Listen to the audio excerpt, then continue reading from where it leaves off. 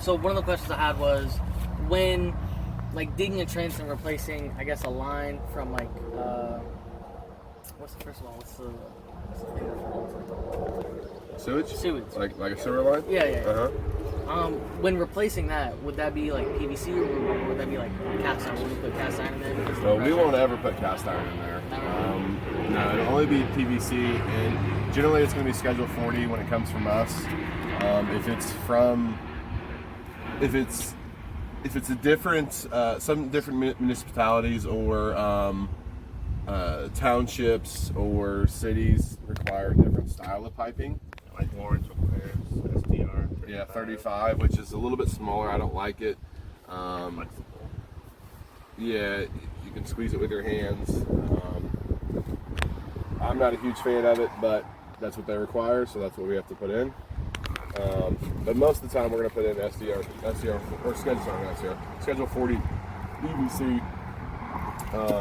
Usually foam core, not solid core, because that's quite a bit heavier and doesn't need to be. Okay, sorry, not around here. Anyway, you would have to go up to like Pennsylvania over there. So it's never. Now for commercial applications, they use cast iron, but they don't pour lead jointing. They use like those no hubs. Yep. Fancy no hubs. What else?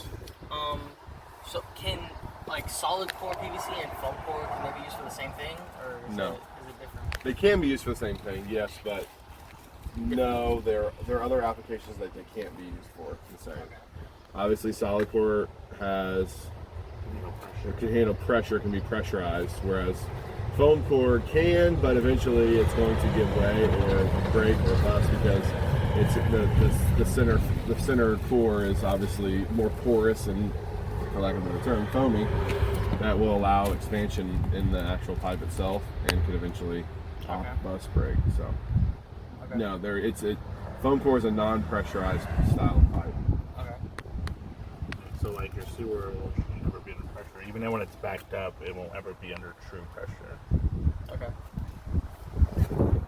Okay, that first 10 feet or however high the riser is, that at minimum needs to be solid core.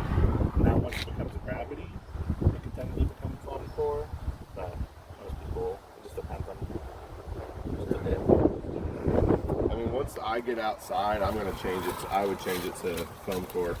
At that point, it's all gravity. It's all gravity fed. As long as you have proper fall, you should never have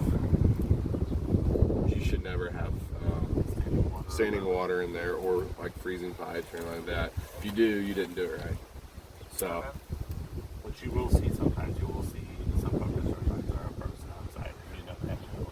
Yeah, they have a belly or it's broken somewhere else, or it transitions to corrugated and it's been overtaken by roots or whatever. So you have that as well. That's not uncommon either. But yeah, we won't. The only time we would put corrugated in would be to fix a splice that was previously there for like a drain spout. Occasionally you have to do a stub up with foam core or something like that, or not foam core, with corrugated. But I'm actually, our warranty is different on corrugated repair than a full replacement.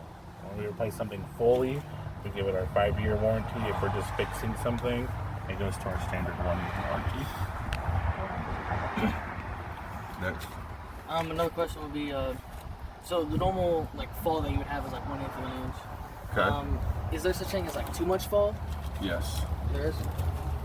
The reason why there's such thing as too much fall, we call it.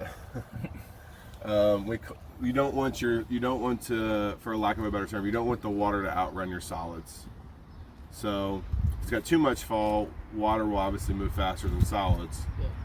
If you don't have enough fall, it won't be able to push the solids far enough.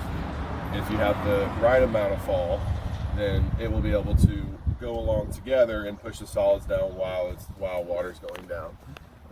But yeah, sometimes you can have too much fall, especially on a sewer line that's larger than 4 inches. So like 6 inch and 8 inch, like 8 inch, they technically tell you need to have a 16th inch of fall, so per foot.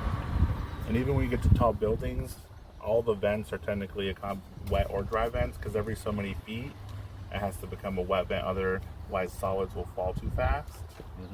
So every so many feet, it actually changes from a wet vent to a dry vent to a wet vent. So your solids don't like just fall 10 stories and splat to the bottom. Okay. Makes sense. And some big poop I love at the bottom of it. Yep.